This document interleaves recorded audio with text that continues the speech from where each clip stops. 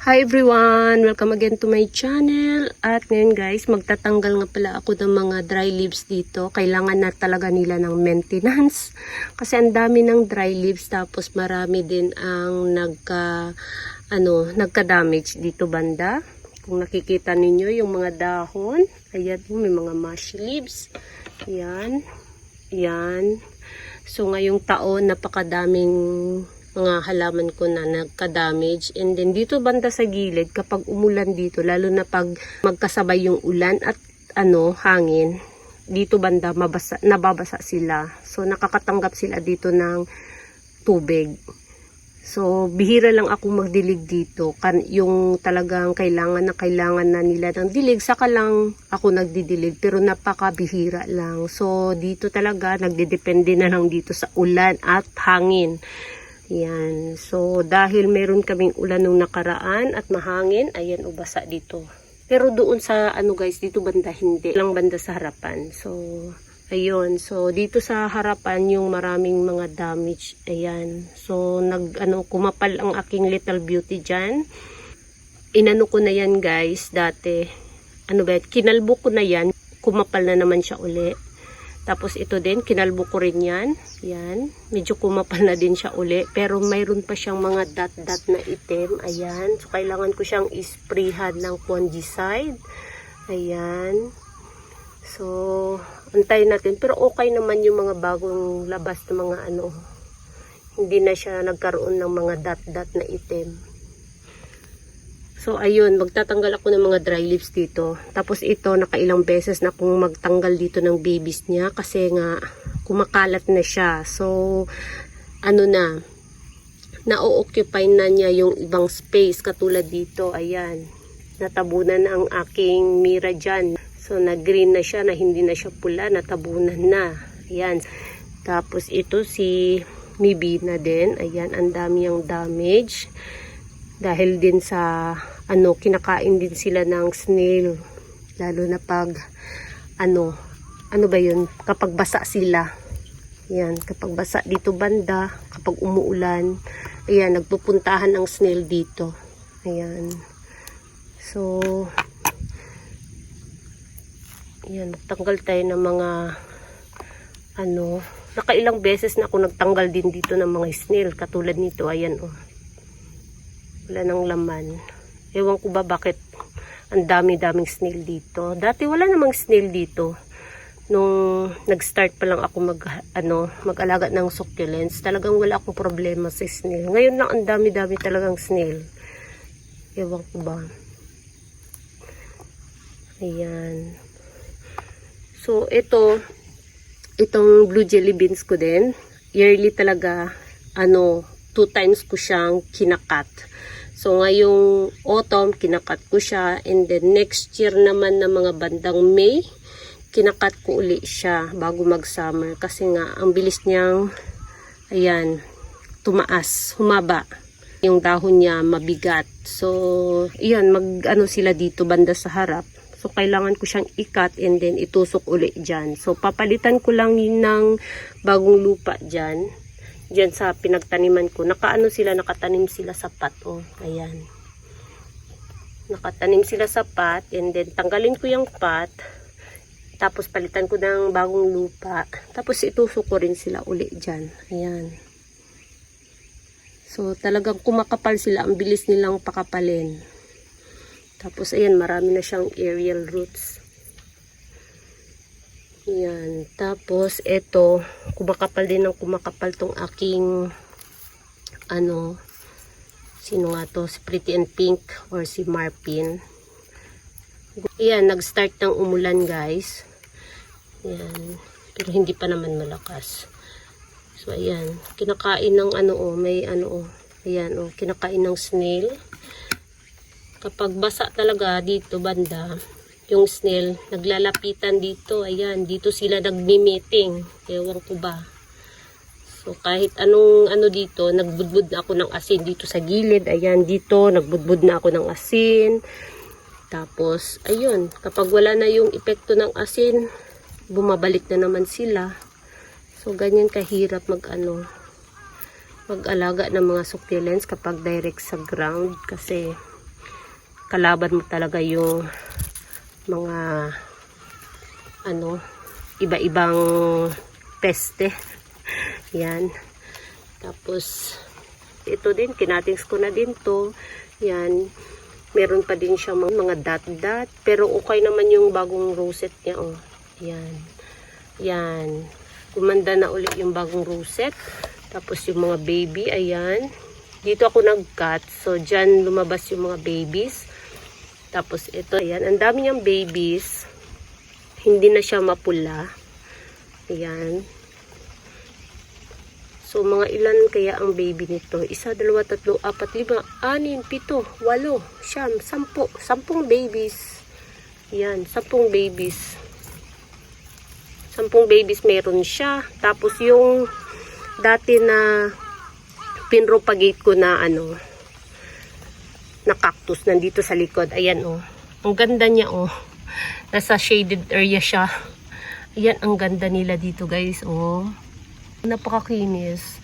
So yung ibang cactus ko, ang ang pangit ng kanilang ba yun? Ewan ko ba kasi nga pinabayaan ko na. Ito din, hindi ko naman din yan ginagalaw. Hinahayaan ko lang din yan. So kailangan siguro yung cactus nasa shaded siya. Hindi siya nakadirect sa sunlight. Pero yung ibang cactus ko din nasa shaded area din naman. Ayun. Lang sila. Yung ibang cactus ko naman, nakaka-receive lang sila ng morning sun. Ayun. Pagdating ng mga 12 o'clock, kasi nasa ilalim sila ng patungan, syempre hindi na sila nakaka-receive ng sunlight. Tapos dito naman, ayan, natatabunan sila ng hindi sila nakaka-receive ng direct sunlight kasi nga mayroong mga dahon dito sa ibabaw. So, ito naman, ayan, ang aking ronyoni ay, wala na guys, oh.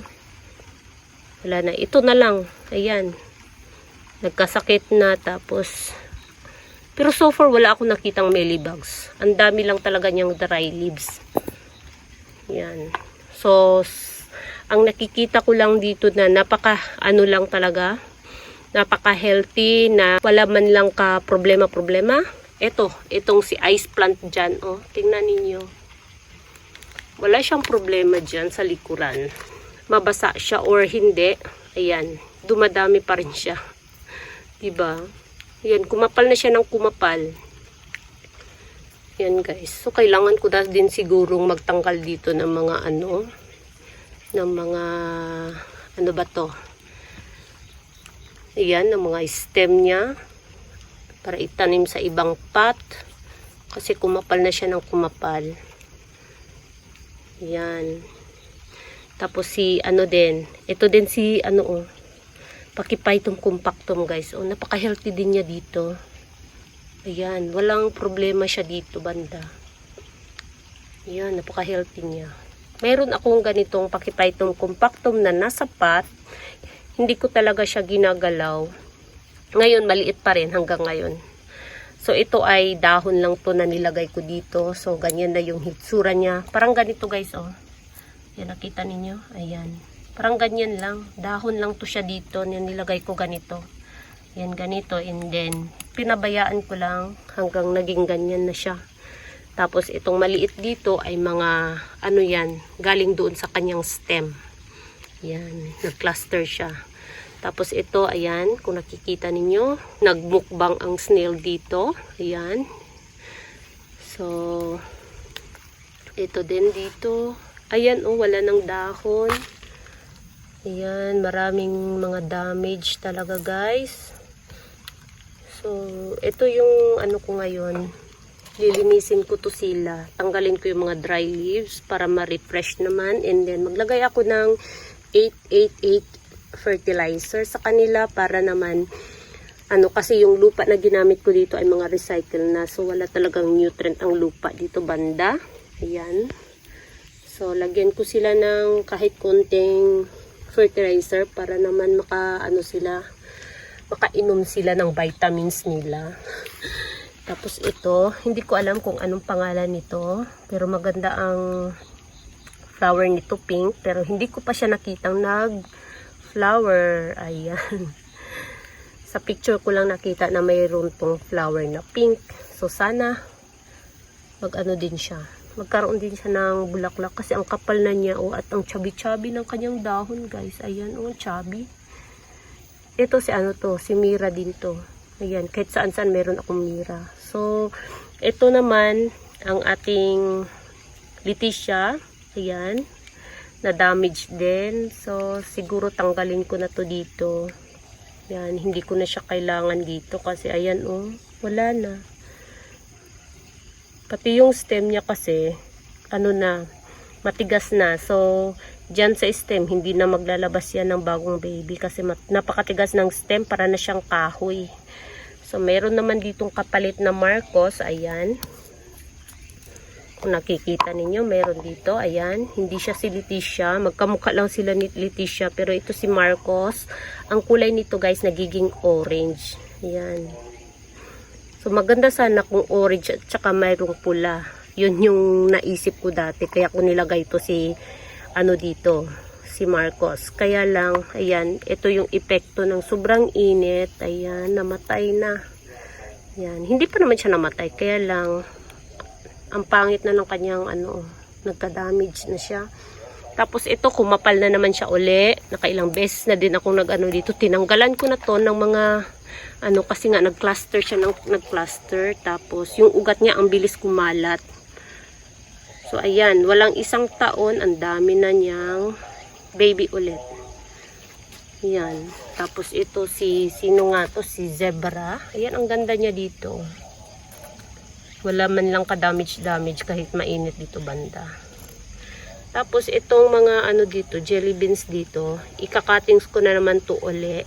And then, magdagdag ako ng konting, lupa.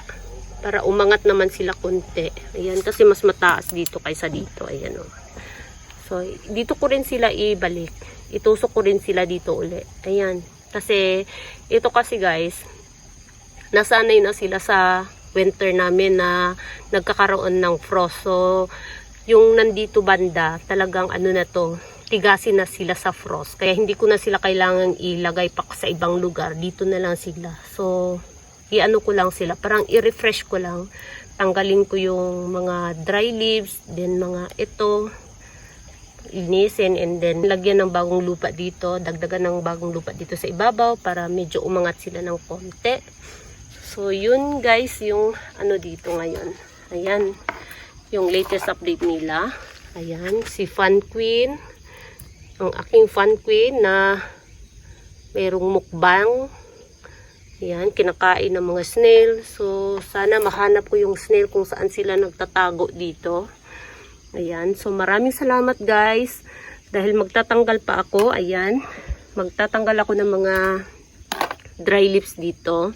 Lilinisin ko to sila. And then, lagyan ko ng konting fertilizer. Tapos yun, tapos na. Ayan. So, thank you so much for watching guys. And please don't forget to subscribe and like to my channel. Sa hindi pa nakapag-subscribe, please subscribe my channel. At i-click nyo na din ang bell button para ma-update kayo kapag nag-upload ako ng bagong video. Thank you so much for watching guys. Bye-bye. Ito nga pala si Gulom. Ayan, kumapal na naman siya uli.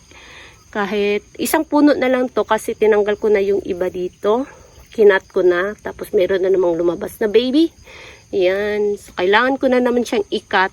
Ayan. Bye-bye.